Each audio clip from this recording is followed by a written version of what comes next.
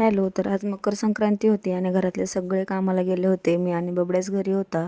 आणि सकाळी सकाळी हे या दारावरती आलं होतं. काय आहे मला नाही माहिती, कमेंट करून सांगा.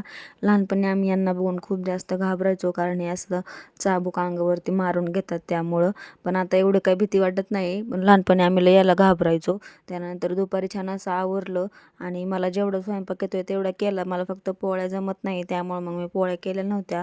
बाकी सगळा स्वयंपाक केला होता आणि वरती जायची तयारी होती, त्यामुळं म्हटलं बबड्याला थोडंसं चारून घ्यावं. त्यामुळे त्याला चारून घेतलं आणि ताट वगैरे रेडी केलं आणि जायला निघालो. तर खूप जास्त उशीर झाला होता, कारण मुहूर्त 3च्या नंतर होता. त्यामुळं इकडं मम्मीकडं आले होते बबड्याला घेऊन. तर मग तिकडे पप्पांचं चाललं होतं म्हैस वगैरे बांधायचं आणि बबड्याला मग सासूबाई घरी घेऊन गेल्या होत्या आणि मग मम्मीसोबत मी आले होते इकडं ववसायला.